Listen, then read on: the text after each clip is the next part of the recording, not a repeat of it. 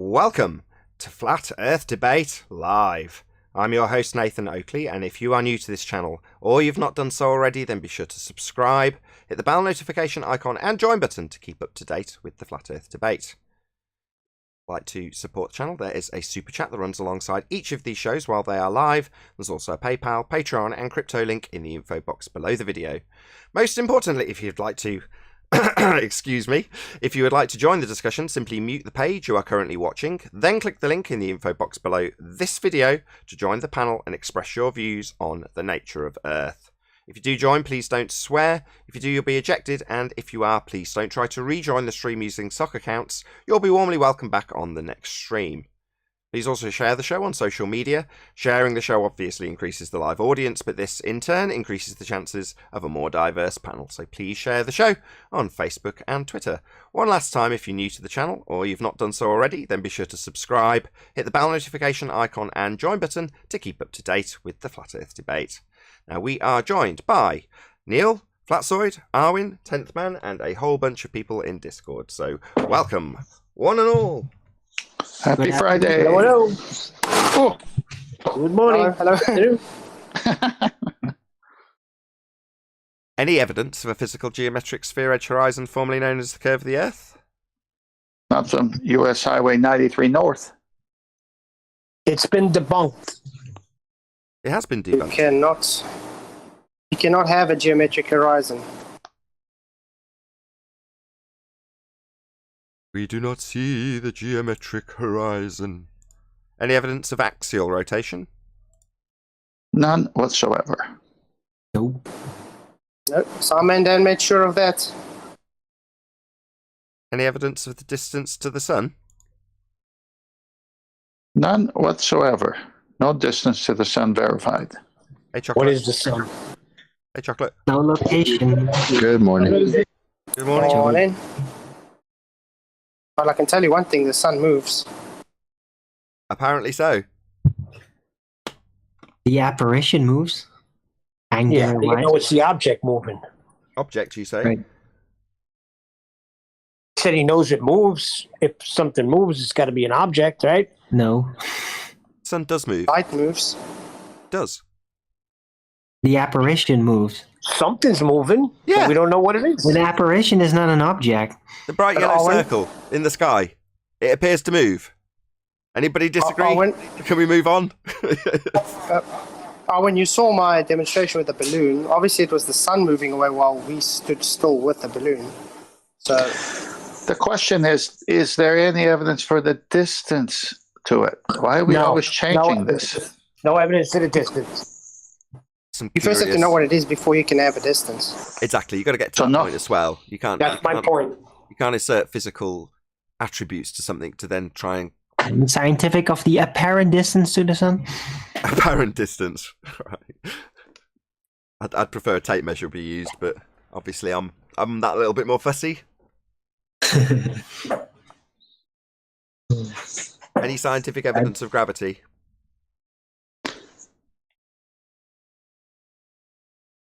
Would that be the one where Newton wanted to have nothing ascribed to him? Or the new one that's just a thought concept that gets demolished anyway by its own theory? Definitely not the It's not the Newtonian one. actual theory. We drew a line under that some considerable time ago. It's 105 years to be exact. One thought, why would you have to change it if it is fact?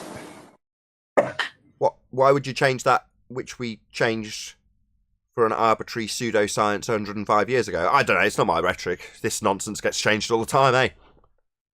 Nathan, So why it's do not they science say then? you can think of it as a force? You can think of it as a roast chicken too. I'll tell you to. If it was but a they force, don't it do would just that. be a force, Nobody does think of it as a roast chicken. They always think of it as right? They would have had to change. Force. Yeah, they'd have to change Star Wars. May the roast chicken be with you. No. Well, at least the roast chicken is turning on the rotisserie. Try once more. And it's actual. Any scientific evidence of gravity? roasted pangolins. No evidence, no scientific evidence. They took a word that means weight, gravitas, and they made it up to somehow match their. Still no evidence turning Earth because the Earth is not turning. Any single viable hypothesis from any of the fields of astronomy, cosmology, or astrophysics? No, not in that field. So they think of a lot of things as science, but they don't actually do any science. They just think they do, literally. Yeah, that's why we're asking for a viable. That's why we're asking for a viable hypothesis. Right. So you could think of astrophysics to have a viable hypothesis, but in reality they don't. We'll keep asking. Go on, Ten. Well, you can't just look at stuff and call it science. They That's not can, they cool. do, they Well, will. they think they can. They're getting away with it. Not with us, not anymore. Not in any fields. This is translatable. I'm going to keep banging this drum. What we're talking about in terms of scientific applicability is universal. It's translatable into different fields. Areas of other propaganda you might be being subjected to. Nudge, nudge, wink, wink. Moving on. Any evidence you can have gas pressure without the necessary antecedent of a container to press upon? This kills him every time. No. On that funny point, like I just got here and I was listening to something somebody posted, which is a TED talk by Don Pettit, which is hilarious. And he was telling his theory on how we have an atmosphere, even though it's based on nothing, because we apparently have no idea how we have an atmosphere, how it developed at all. So he was just giving his whatever theory it was, but I didn't get to finish it, so I can't give you the full theory. But yeah, according to him, we have no idea how we even have an atmosphere. So that's awesome. Remind us who Don Pettit is, please. Oh, Don Pettit, who's got the famous quote of he would be the NASA, one of the heads of NASA, who was also a international swimming station astronaut, who declared that he would go to the moon in a nanosecond, but we destroyed the technology and it's a painful process to bring it back.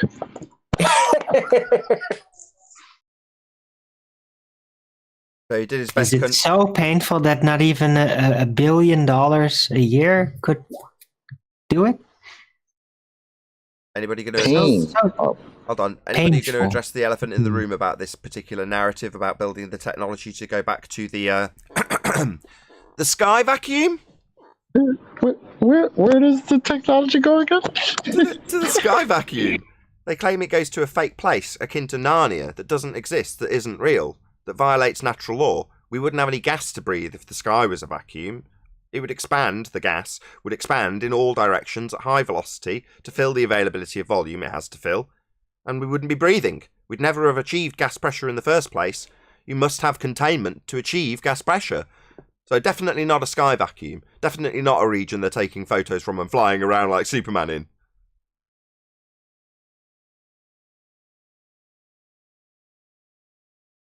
Yeah, unfortunate. And apparently he knows that because someone asked him what would happen if, you had a leak in your spaceship there. And he said, well, then you'd have a leak. That was classic. Any evidence of the R value, Earth radius? Black swan. Black swan. Terrestrial refraction is a paradox. I'll break that down, Arwin.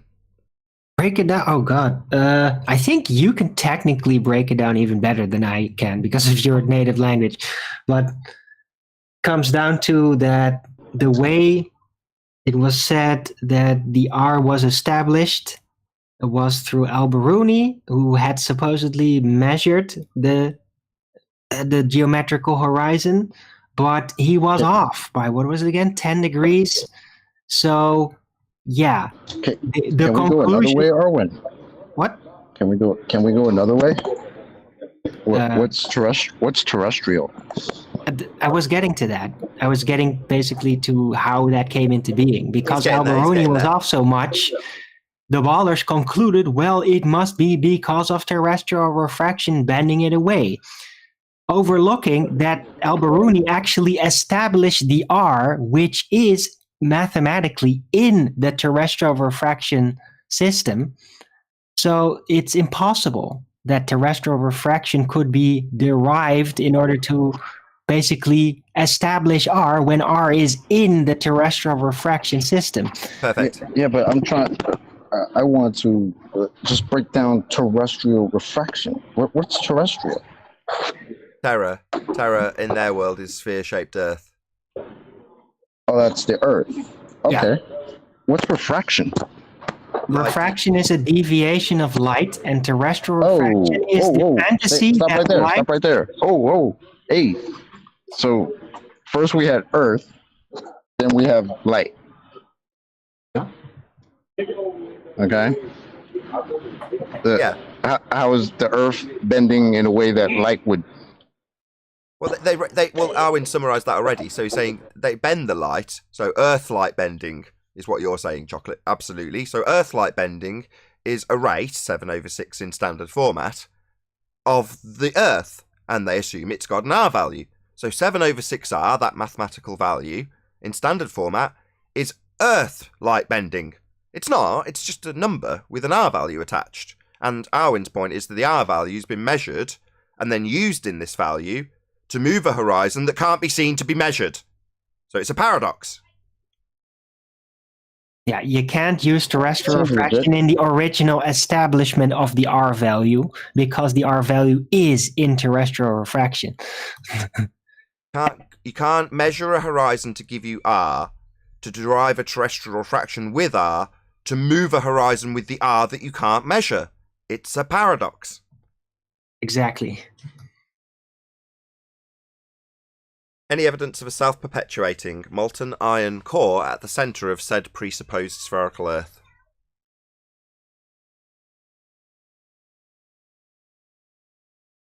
P waves and S waves, but they have a long way to go. Is that a I pun? wonder if they A long have way made to it. go. Probably. Pun. An intentional Whenever pun you- alert.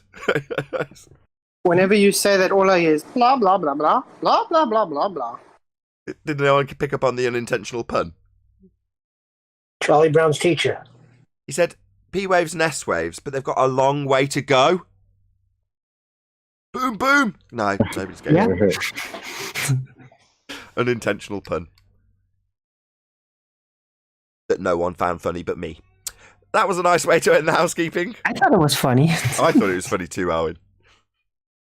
but I only realized it after you pointed it out. Yeah, unintentional puns are the best puns of all. Right.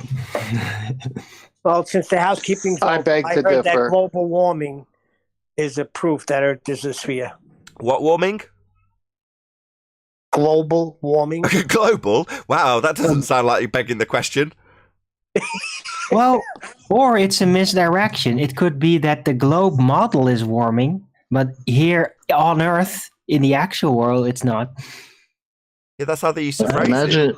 Imagine you think you live on top of a molten, self-perpetuating molten iron core in the middle of the presupposed spherical Earth, but then you're scared of global warming.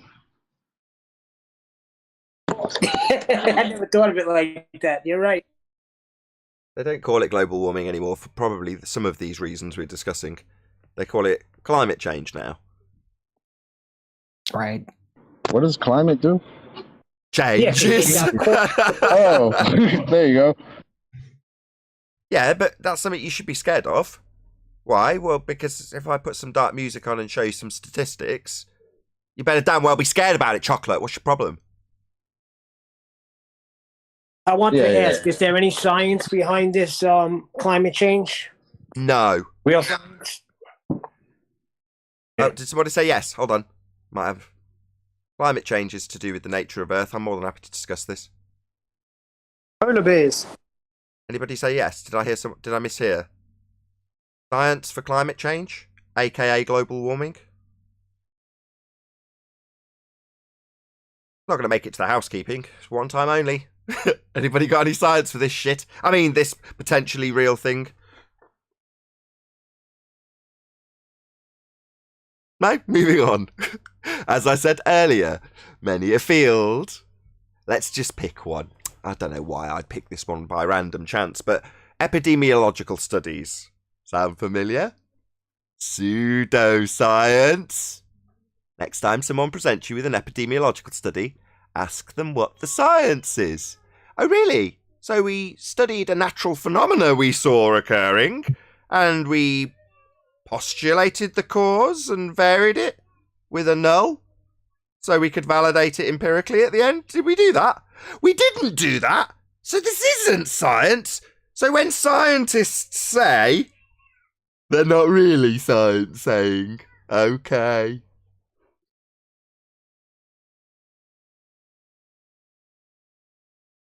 Yeah, universally translatable. A lot of the stuff we talk about here. Probably why they don't like us.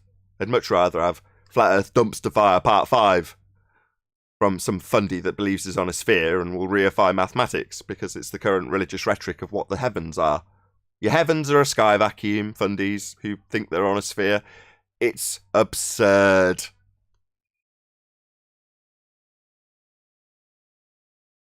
I was thinking about the programming. Beyond absurd at this point. I was thinking about the ISS and the predictive programming that we got in terms of Superman. So for a lot of people, that would have been their first real, good look at what a sphere Earth should be as Superman flew around it.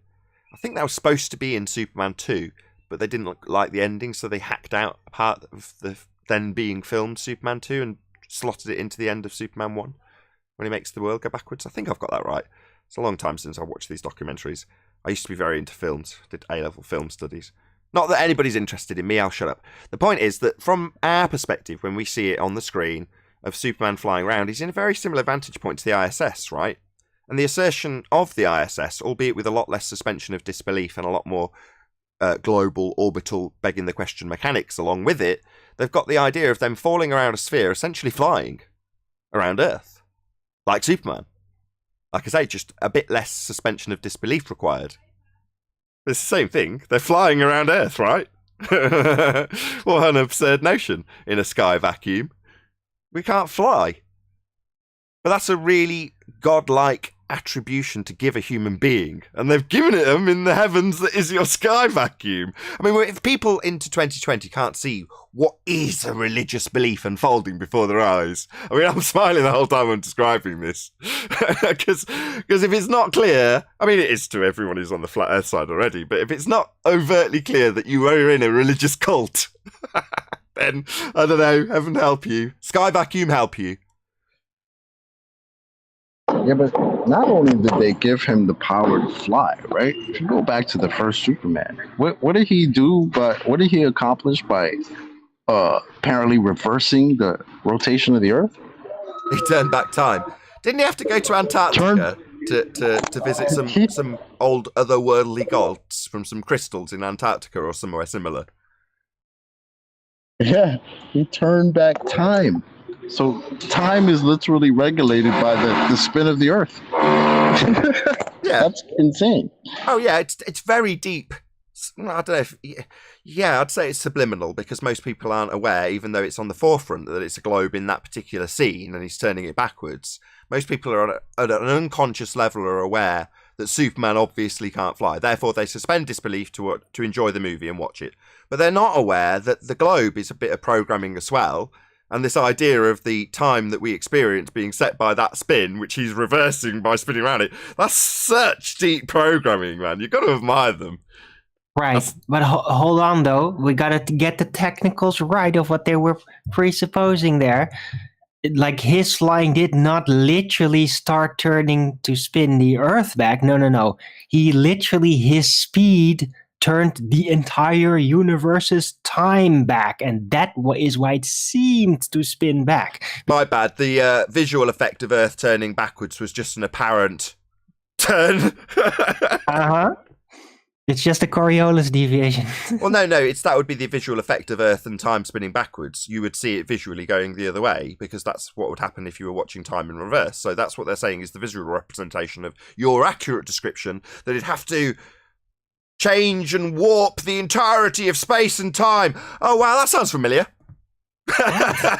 Right, it's called but it did, because Lois Lane, remember Lois Lane was dead, right? The dam had broken, she was dead, and then he reversed the rotation of the Earth and came back, and Lois is still trying to start her car. Everything's great. The dam went back together. Everything's beautiful. Just because he reversed the rotation of the Earth. Well, and Superman 4, he just did it by looking at it. Remember you call that? that I don't even recognize Superman 4's movie. The Chinese wall, that a nuclear man, and all that. in America. Hey, Chocolate, how come when daylight savings time is changed backwards, nothing happens? Because they're not reversing the rotation of the Earth, man. That's the key, bro. Right, because he does not reverse the rotation of Earth, he reverses the flow of time. I feel like we're going around in circles now. Now he went around in circles. I knew that was which is coming. quite bizarre because you could never go around in circles and go fast enough in order to reverse the flow of time. But I guess the makers did not realize that. Speedline, punchline, ladies and gentlemen. Arwin, Flat Earth Early Bird, be here or be sphere. Woohoo! Even as a kid, I was like, all right, come on. You got the flying guy. Okay, that's great. But now the time reversal, like it put her back in the car and now she's starting the car again. Are you kidding me? And But I was all right with the flying guy, though. It was only the beginning, Chocolate. Then you got Superman 3, and then you got Superman 4. No, it's even with time travel, they couldn't get a Chevy to be more reliable.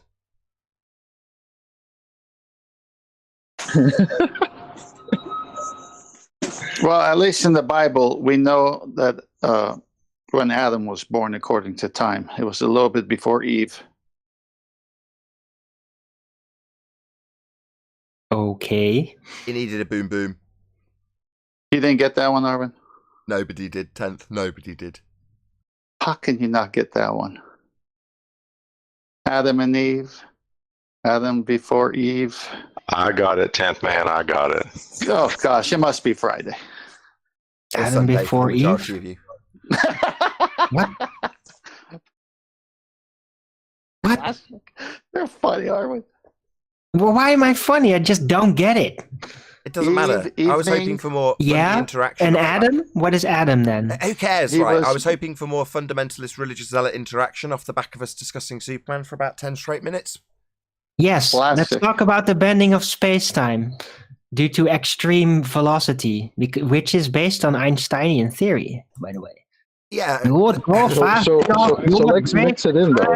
Hold So on, Chocolate. what would happen if Hold on. Marty McFly decided to go back in time with the DeLorean while Superman was rotating the Earth backwards? Aha! Go, Arwen. As much as I'd like to I give don't you that, think it would matter because the time shifting is only from Superman's and the audience's perspective. He's the only thing that is going back in time because of his extreme speed, approaching the speed of light. And yeah, the centripetal forces when you do that in a circular fashion is ridiculous. So he should have just gone in a straight line in the universe and then went back or something. But yeah, they did it this way because they wanted to show the Earth as a visual demonstration of how time was reversed. They could have also just shown a watch going back, but they wanted to show that ball. So, but it technically was very sloppy. And everybody knows that, every little kid that has ever watched that saw that and was like, huh? At least, Nobody's going to think like, oh yeah, that made so much sense. Finally, somebody put it down on the screen. No, nobody's had that. Nobody. Everybody had a weird reaction to it. But yeah, that's what they did. Nice. So I wasn't just some weirdo kid that thought that was some bullshit. Okay. Thank you. Right? Come on, Globers, Superman, say, Back to the Future, man. Come on. It's got to be something you can attempt to, fulfill your desire to take the piss out of us. Well, there's another issue too, If Superman was actually going in a super light speed orbit around the Earth, then, and let's just say he can definitely handle the centripetal forces of that, well, there would have been another issue, because if he would have been flying like that, and suddenly time turns back, that means that the solar and galactic orbit would have also been reversed. So he would have been subjected to time-based reference frame Coriolis deviation. I'm not even kidding. He would have slung off because suddenly the Earth would be, and the entire galaxy would be spinning in the other direction because he's going back in time with that specific motion. But yeah, I'm not now just nitpicking at this point.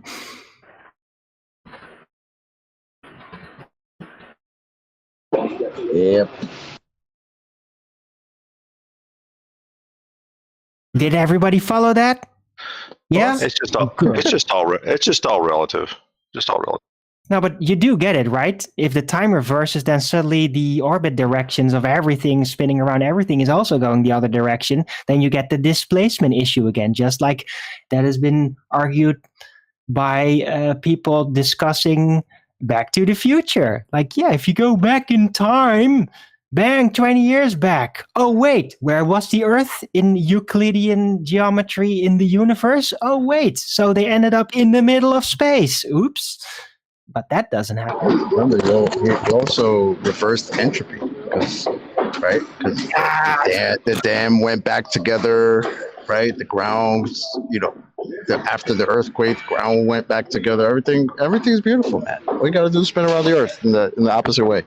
Oh, you're going back to Superman. I was thinking how I could phrase that, and you've just done it for me because I couldn't figure out how to phrase that exactly. So it's not just that he's reversing the flow of time, as preposterous as that is. He's also reversing the flow of entropy. Yeah, spot on. Right. In Superman 4, he does. When, Nuclear Man destroys the walls. The Chinese walls, and then Superman's like, oh my god, I have to fix this. And they're not going to animate him putting it back together, flashy, like they did later in the 90s series. They could do that much more easy then. But no, he just looks at it and it all builds back. That's what you're talking about, right, Yeah. No, I was still talking about the first one. He doesn't do it there. Yeah, he does. He reverses entropy. Bro. So when he reverses time, it all goes back together. What? The dam goes back up. So the energy that's stored in the dam behind the wall to give it the force to break the wall is then put back behind the wall.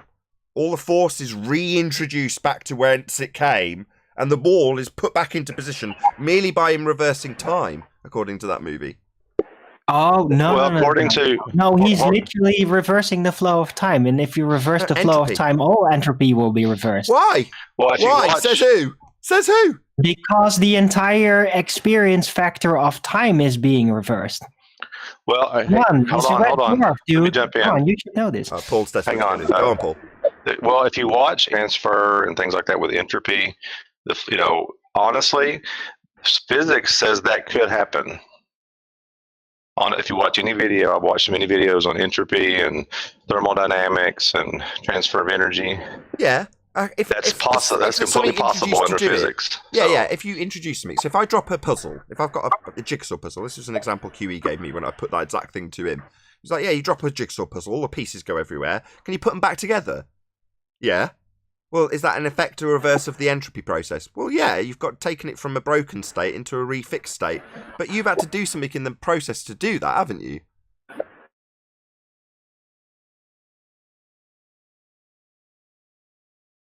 Sorry, I jumped away for a second. Yeah, I mean, pretty much. There has to be some kind of intelligence or some kind of driving force to do that.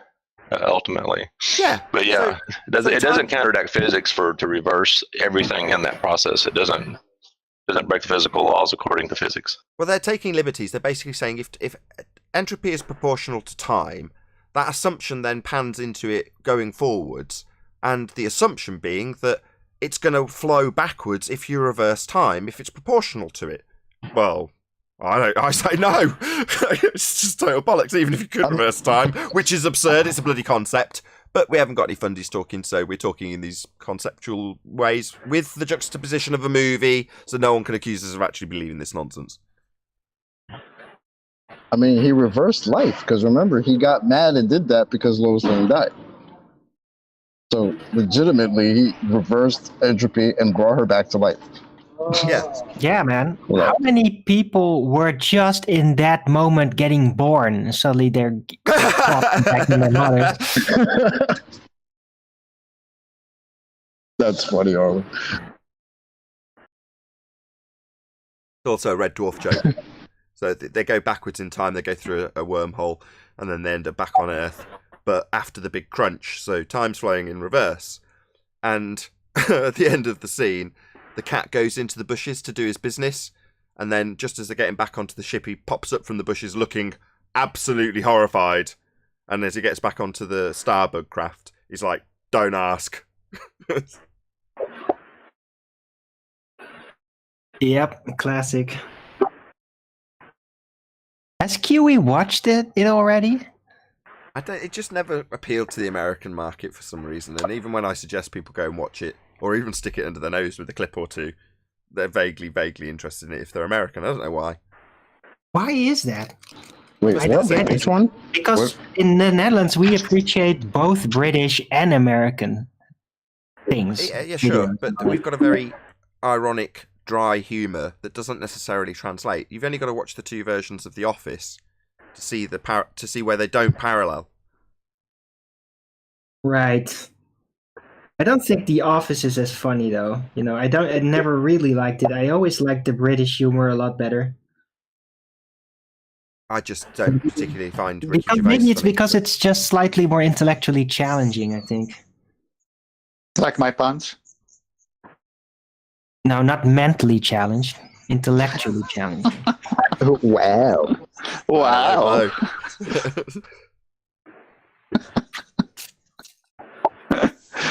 Oh, Fridays are fun. Oh, We've destroyed the heliocentric religion. Now we're talking about movies and playing Destroy Superman. Oh, God. Did you want to add something, Stranger Danger?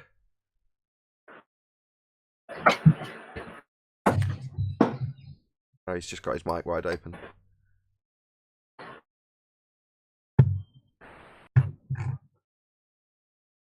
Yeah, I like Fridays. Everyone's so much more relaxed. Yeah. Huey's been waiting for the right moment to do he's got several in the bag clips that he hasn't yet released, that he's just waiting for that right moment, whatever that may be, to release. And he's going to be releasing his PZ Myers piece, which is, again, he's had in the bag for a long time. I actually already released it as soon as I got hold of it on my second channel. Not that I'm promoting that, and I don't want you to go and dig it out, but he's going to be releasing that at the 2 o'clock slot that's normally Ballbusters. So on Saturday, be here or be Sphere for the Quantum Eraser premiere of his PZ Myers piece. I think it might even be a two-parter. I'll have to clarify that with QE. Vaguely remember it being two. Anyway, that's the point. Go and check it out on Saturday. So it's 2 p.m. Central Standard and 7 p.m. UK, I believe. Or 1 p.m. Central Standard. Yeah, That's the one he did with Cathexis, right? With Mary Kreutzer and all that? Yeah. Or is that a different one? Yeah, she went on, I can't remember what channel. That's so long ago. I can't remember where she used. It's for like Steve McRae and those guys. It could have been Steve McRae. So she's on Steve McRae giving out her information, and it's a full detailed response from Quantum Eraser. I believe it was on Cathexis' channel, yes. Originally live on Cathexis' channel, I should say. Yeah, so check it out. Quantum Eraser YouTube channel. Be here or be Sphere. Saturday, 2 p.m. Central Standard, or it might be 1 p.m. Can anybody on the panel tell me what time Ballbusters is typically? 7 p.m. 2 p.m. Eastern. What was it? I talked over you. 2 p.m. Eastern, usually. 2 2 p.m. Eastern and 7 p.m. UK. So be here or be sphere.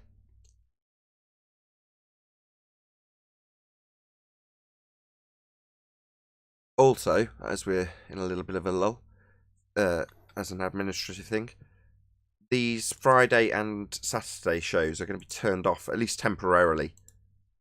Where they'd normally get the most views is obviously as soon as they've finished broadcasting or while they're broadcasting. Well, once they've finished being live, at least for maybe a 12-hour period, say, they'll be turned off. Because over the weekend, the Thursday, Friday shows with the Uncut and After show get staggered releases over the weekend. And then the last show gets repeated on the Monday again on the second channel, so that there's a day to stagger them in the next week. So for that reason, this particular show is most likely going to be watched by people on a Sunday. And if you're wondering why, hopefully next week you won't ask me, where did the live show go on Thursday? It's like, well, it gets turned off unless there's a link published. So it doesn't mean don't share it, because if you do, it stays unlisted, so you can still get a link out to people if you do want to share it, and they will still be able to watch it. So it's not private, it's just left unlisted until about 12 hours later, so that the majority of people do actually get to watch the full Uncut and After show on either Saturday or Sunday. So just a little plug, because it's a minor change to my schedule. Anyone else got anything they want to talk about, plug with their channels, administrative stuff? Exciting time. Yeah, I released a new video on 10th Man Rising. Okay. Yeah, what is science? Go take a look at it. 10th Man Rising. I did watch it. I gave it a like. I'm sure I put a comment. Oh, no, I'm just saying the audience. You tell me, give a plug. No. But by me telling the audience, by me saying, yes, I too enjoyed that video, 10th Man, it will encourage the audience to say, perhaps I would also enjoy that video, as I dig out a link to it, which is what I'm doing right now. Keep talking then. I'm not a good multitasker. What do you want? Sorry. It's Just okay. having fun. I'll find it. I'll dig it out and I'll share a link to it, as it was a good video. As always, your videos tend to be very, very detailed. I like that. Well, I listen to the shows. I make notes, obviously, and then when an idea comes, I put it at the top of the header of the book, and I say future video. So I've got all these ideas, and then when enough of the subject has been talked about and dealt with by the panel members and you and the ballers, then it just starts taking form as to what I need to do. So it's not a lot in a short amount of time, but it's a lot of information I have to go back to. Or with objectively measurable phenomena. A science or knowledge of objects or processes observable in nature, as biology and physics, as distinguished from the abstract theory independent variable. It's either going to work or it's not. You may have to change your hypothesis, but you repeat until results are found out through empirical method. There you go. So just a quick snip for the audience watching. That's 10th Man Rising. I've spammed the link to this particular video, so go and check it out. Woohoo! Go 10. Yeah, well, thank you guys for all the material. There was somebody else I wanted to do a shout out to. So, I don't know, about middle of last week sometime, I was twerking for subs, metaphorically speaking. And I encourage my audience to do me a shout out, because it's the only way I can statistically see I've had growth on this channel. So it's like, if I can't appeal to the people who've actually got an audience that's not me, to hopefully grow my audience, as overt and as blunt as that may sound, that's what I've done. So I've put out a video called Twerking for Subs. I spent a lot of time editing it. There is actually a good pummeling of a fundy in there to keep you entertained as well. It's not just me begging you to make me an advert. But nevertheless, it was a fairly lengthy project to produce that video. Hopefully people will check it out. It did reasonably well, as videos on this channel go. But nevertheless, I'm hoping that people will actually say, go and check out Nathan's channel. He's got good material. Obviously, there's a lot of people on the channel putting in their input, like 10th Man, like Chocolate, like Neil, like Paul, like Flatsoid, like Arwin, like a whole bunch of other people, including Quantum Eraser, who I plugged a moment ago, that produce material that you can actually utilise to say, hey, here's a little chunk that is interesting to me. Hopefully it'll be interesting to you. And that actually grows this channel. Now, there are purely selfish motivators for this. It's me saying I want to grow my channel. I'm not going to lie about it. That is precisely the motivation. So I've been very blunt about what I'm trying to achieve. I want to grow my channel. And I can't literally bump my ass on screen to get people to subscribe.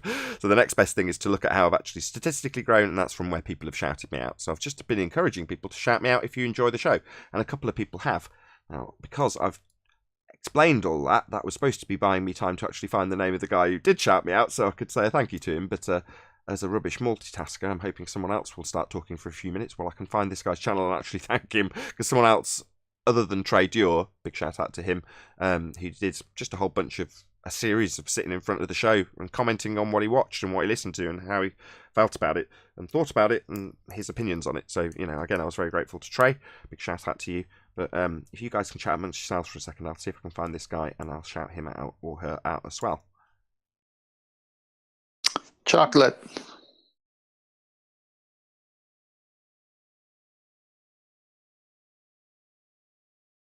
Okay, he's busy. He's dropped, I think.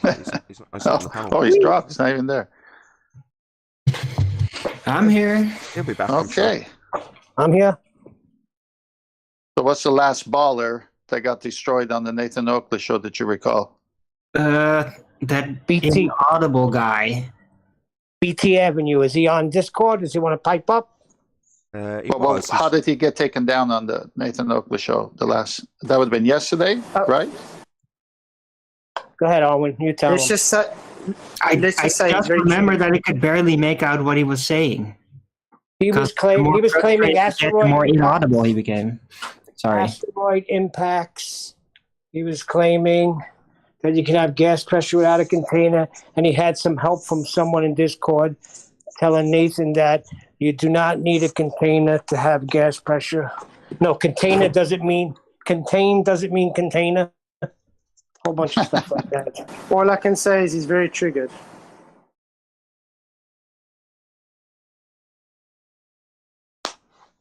So this was yesterday's show?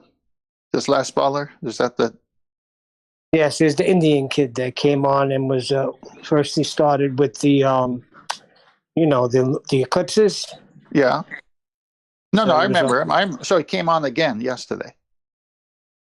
Yeah. So Flatcher, why is he triggered? Because of violation of nature. He doesn't want to hear it. I actually posted a thing in Master B for you. No, I know, but give the summary since Nathan wants to back and forth here. Well, I found the guy now, actually, just so I can plug it. So it's Juan Mana. The guy's got like 30 subs, but he's gone out of his way to actually edit a video, and I'm really grateful to him. So he took the section that was like, I think I called it something like Earth turning in a vacuum debunked in 3 minutes. He's taken that, which had a very plain background, put some clips over the top of it, and just did a little shout out and said, go and subscribe to me. I couldn't be more grateful. Obviously, it's taken him effort to altruistically, from his perspective, just to help me. And I'm pleading for people to do exactly that. So I couldn't be more pleased that you've done that. So I've done it intentionally to show me actually subscribing to this person so you can see the action being done on screen. Excellent. Thank you so much, Juan. Really, really appreciate it. Thumbs up as well. Who's the guy that did that? Juan Mina is, I think I'm saying his name right, M-E-N-A. Gotcha.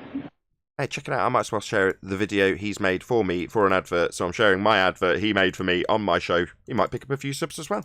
Hopefully so. There's the link to his channel. Yeah, I'll go subscribe right now. There you go, Juan.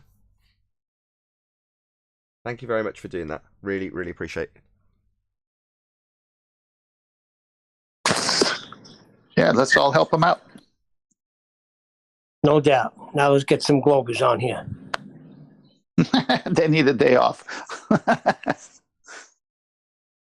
Few people on mute that I've missed, so I'll just scurry through the list and see if I've missed anybody on mute.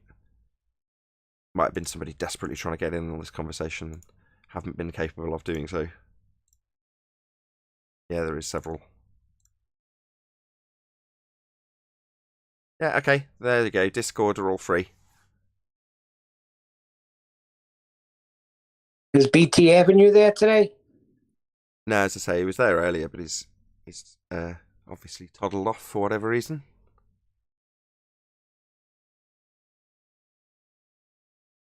Oh, we know the reason.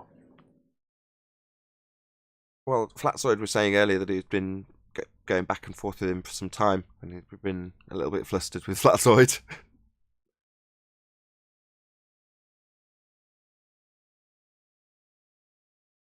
Mom, it's Friday. We can't end the week like this. Sorry, just a bit busy. Yeah, man. Me too. This day, I don't know what it is. Maybe we already had our Friday yesterday or something. Yes, They're wore out. Yeah. The ballers are wore out. They're tired. They so much cognitive dissonance. They need a break. Oh, and how long were you guys on yesterday? You and Well, Steve for me Wall, until Adam? 7 o'clock. So all in all, 5 hours. Well, until the early bird show, 6 hours, pretty much. Yeah. So 5 hours from the Nathan Oakley show. Yeah, because I kept popping in and out and hearing yes.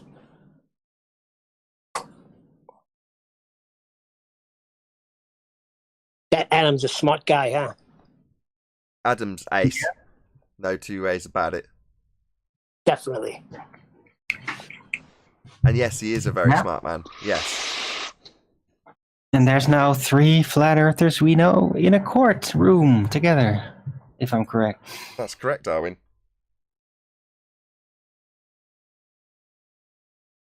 I don't know if that's not. Is it worthy of discussion during a live show about debating the nature of reality? No, I wouldn't say so. but still, Well, we can it is bail on on my this. mind though, you know. We'll discuss it in the But- after show. No. Well, did we discuss it yesterday in the We after discussed show? it a little bit in the pre-show, I think, or someone at least mentioned it. Right. Maybe it was me. Well, we had I a can't remember. very elaborate discussion about it in the after the recording ended. That's why it lasted for like 5 hours. Oh, so the but- subject matter changed then. So it stopped being Bob Nodell, Simon Dan, myself, and moved on to Ranty and Roxanne and courtroom drama. Yeah, It was gossip hour. yeah, Yeah. it was. yes. Look, Tony was very excited, basically, for tomorrow. So it's not for today. Not surprised. The whole time wasn't that though, Arwen. We spent a lot of time talking about, further talking about gas behavior. Yes, that's what I was going to say. Oh yeah. But Yeah, that's I like true. it. I It wasn't like just Adam. that. Yeah. I like Adam because the way he explains things, I really picture it in my mind that I can understand it. Takes his time to explain stuff, and I really get it. Adam is ace. Yeah. Adam is by far and away one of my favourite people in the arena of this subject. He is ace. And modest. And modest. Very, very intelligent guy. Now, I'm not saying this in a derogatory way, but it's not like you'd go up to him in the street and go, "Hello, Professor." It's just a guy. Very, very modest, very intelligent, very caring, very hardworking. Couldn't have any more top quality attributes attributed to one person. Adam's like that guy, right? That's the word I was looking for, modest. Yes, absolutely. Yeah, can't sing Adam's praises enough. Totally behind you. But there's a lot of kind-hearted and nice, generous people. Anthony Riley is another one of them. He goes out of his way for so many people in so many different ways, all at his own time and expense, to his own detriment. But because he likes helping out people and he's a good guy. You wouldn't want to be on the wrong side of him, though, I might add. I said that to my wife last night. It's like, I'd never want to cross Tony, ever. Yeah, don't cross him. Cut your head right off. Yeah, it's like a playful tiger that you've, reared from birth and really loving and caring until it rips your head off because you've deprived it of a steak that day. Not that I'm saying Anthony would be like that because you'd deprived him of a steak, but if you crossed him or wronged him, you wouldn't get away with it. Let's put it that way. And he knows his arguments real well. I remember that video he did on the street with the 2 college students. Remember that one? That was That ace. was epic. Beautiful. He showed 2, and they were so smugging up their own asses. Like we're intelligent. We know what we're talking about, and systematically brought up took their it apart. academia. Like, hey, you're supposed to be impressed. Why are you still talking? Yeah, exactly. That was the attitude. Aren't you impressed with how, you can just accept immediately without any conversation that we are more intelligent than you? Aren't you impressed? That was the demeanour they had at the beginning. And by the end, the guy's trying to get away. The girl's still fully into it, flustered, over-talking, not winning. Anthony's showing her what's what. It was epic. Somebody's got to play that again. Somebody's got to find that and put that out again. I've watched that. I've watched that whole thing 3 times at least, and then a lot of short snippets after that. It was that good.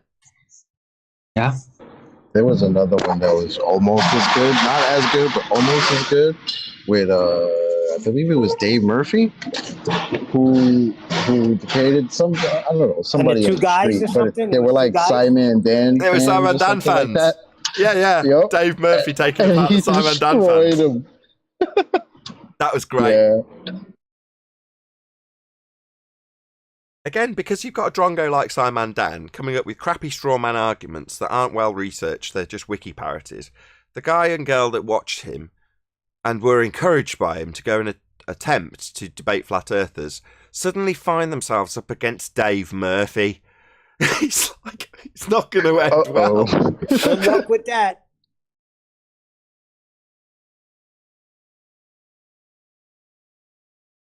Yeah, if you got that chocolate, Been doing post it it. for a long time.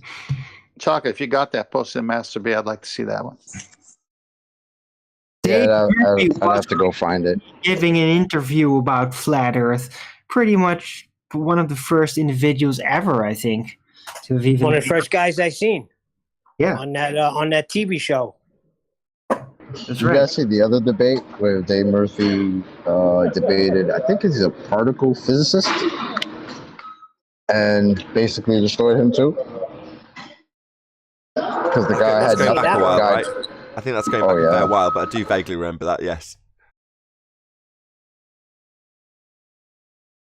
So Yeah, what it does a was good. particle? So what does a particle physicist know more than the average guy? What's he supposed to be expertise on? Math. Lots and lots of math.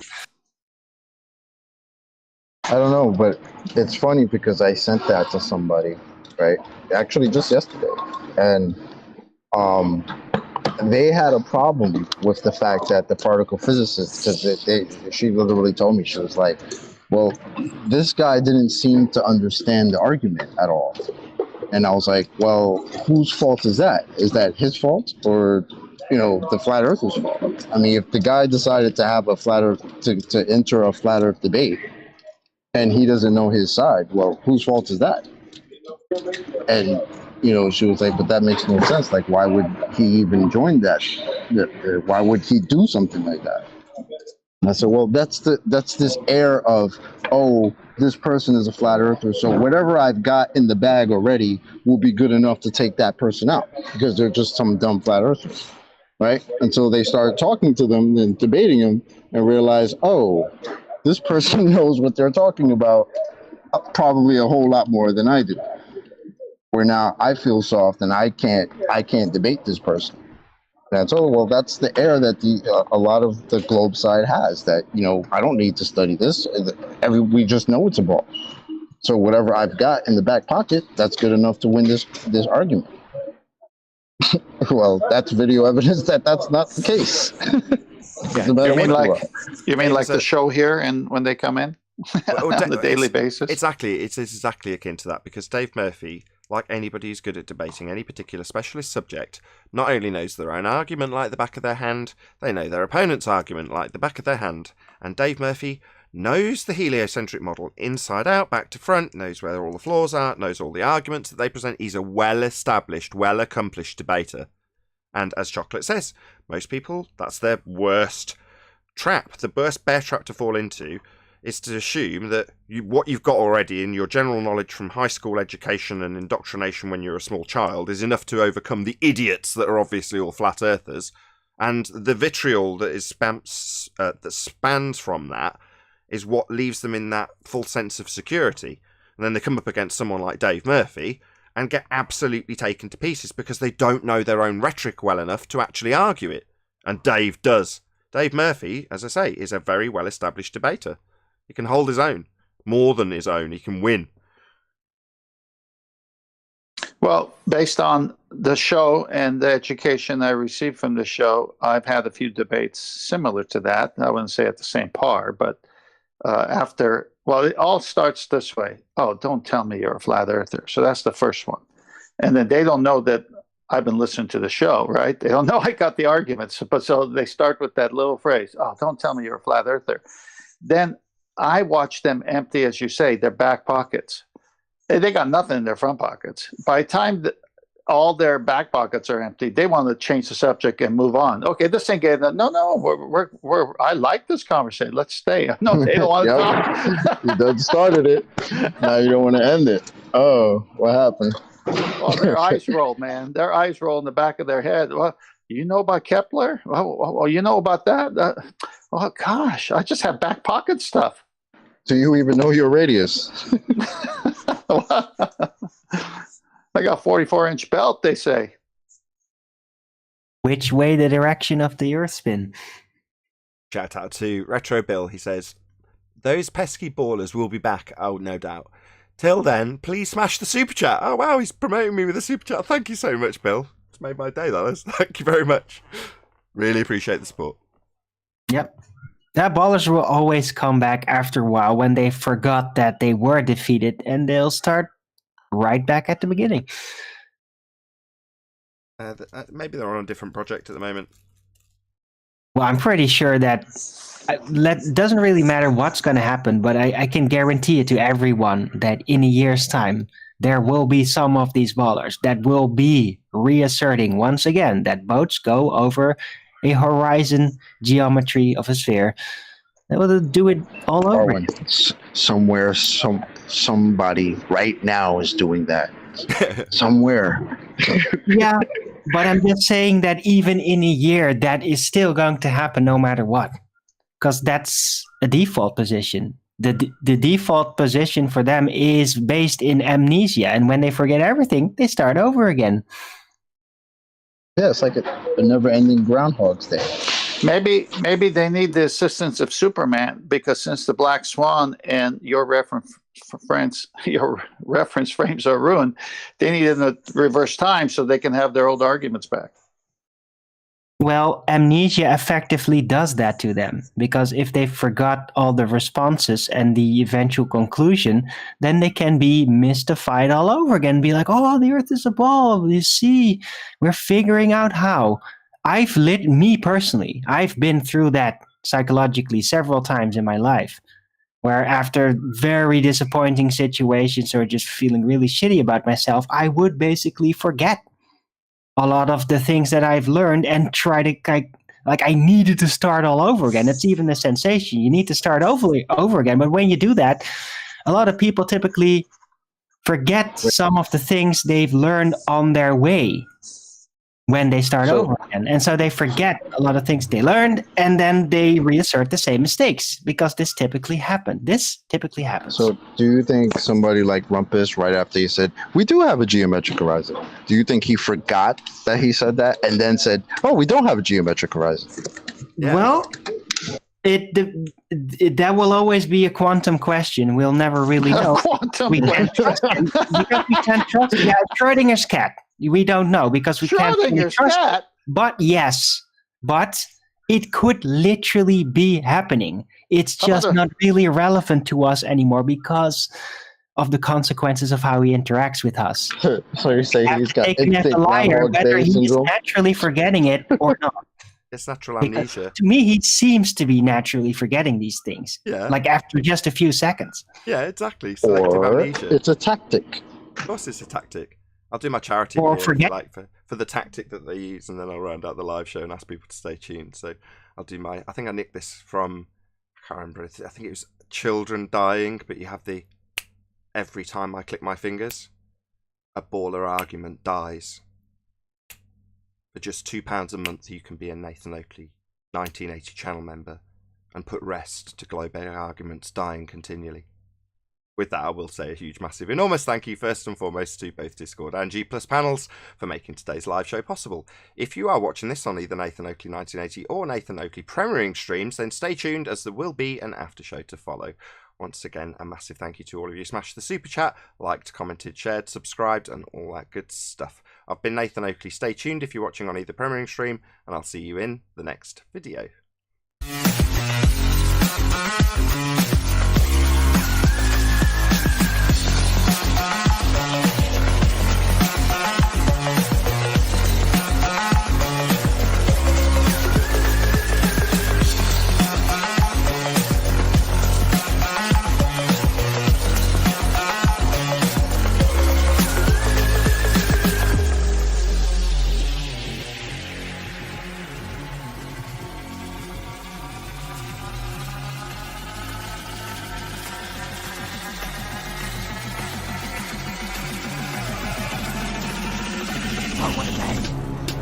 Today.